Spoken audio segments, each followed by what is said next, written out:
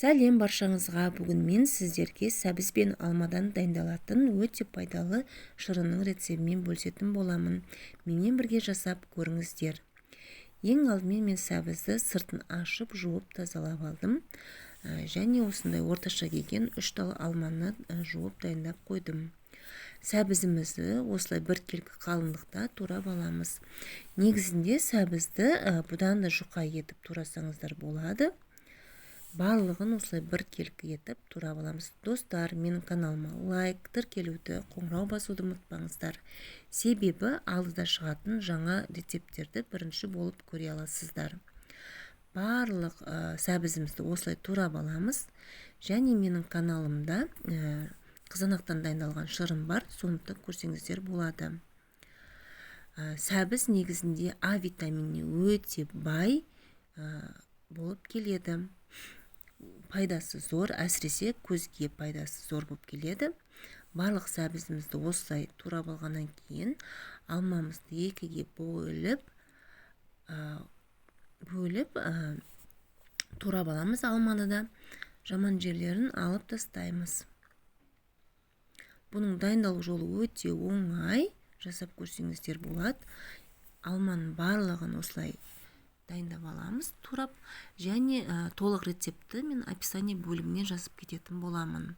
Енді үстіне қантты қосамыз, және шай қасықпен лимон қышқылын жартылай қосатын боламыз.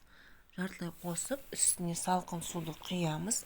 Суымыз осы алма мен сәбіздің үстінен кішкене асып тұру керек. Суымызды құйып алғаннан кейін енді осыны газдың үстіне қойып қайнататын боламыз. Газға қойғаннан кейін бетін жауып, астын қатты отта қоямыз. Жақсылап қайнағаннан кейін астын басамыз. Достар, сәбізді өте жұқа етіп турасаңыздар өздеріңізге жақсы, себебі тез пісетін болады.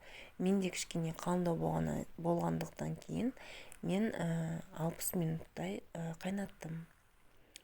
Орташа отта астын басып қойып, мына сәбізіміз жұмсарғаннан кейін осылай алып, блендердің көмегімен осылай барлығын бір келкі массада езіп шығамыз.